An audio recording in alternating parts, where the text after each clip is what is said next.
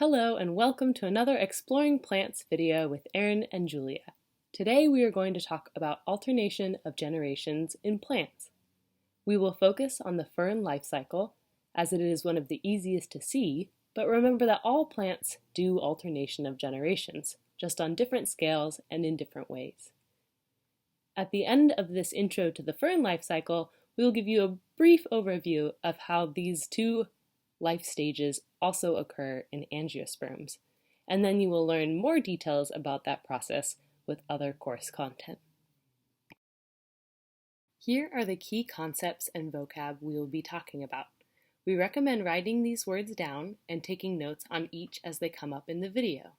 We will discuss alternation of generations, diploid, haploid, meiosis, mitosis, spore, sporophyte, gametes, both sperm and eggs, gametophyte, and zygote.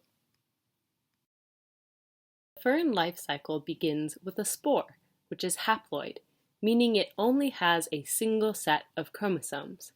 We will denote this single set of chromosomes with a lowercase n.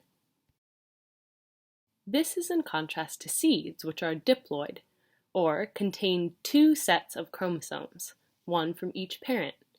We will see in a minute that ferns also have a diploid stage, and it is this alternation between multicellular haploid and multicellular diploid life stages that is called alternation of generations.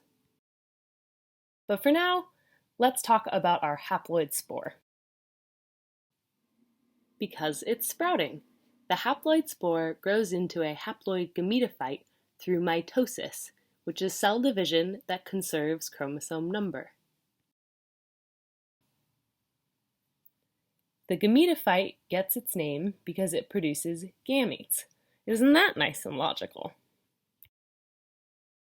Gametes are haploid reproductive cells, aka eggs and sperm. The gametophyte produces eggs and sperm in female and male sex organs. So far, everything we have talked about is haploid, but now comes the transition to the diploid stage of the fern life cycle. The sperm and egg unite inside the archegonium in a process called fertilization. Fertilization results in the formation of a diploid zygote. It is diploid because it has one set of chromosomes from the egg and the other set from the sperm, ultimately having two sets of chromosomes, which we denote with 2n. Through mitosis, the zygote quickly grows out of the gametophyte into a young diploid sporophyte, so named because it eventually produces spores, which we're about to see.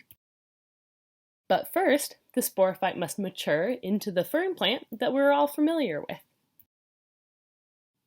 On the underside of the mature leaves, the sporophyte produces structures that generate spores through meiosis. Meiosis is cell division that halves the number of chromosomes in the cells. Thus, in producing spores, the fern transitions from the diploid stage with two sets of chromosomes back to the haploid stage with one set of chromosomes, and we've completed the fern life cycle. In an angiosperm flower, there are also haploid and diploid life stages occurring, as happens in the fern life cycle. In angiosperms, the female gametophyte is produced in the ovaries, while the male gametophyte is produced in the anthers. And the whole plant is the sporophyte. Coming up, we're going to head to the greenhouses to look at some real-life gametophytes and sporophytes.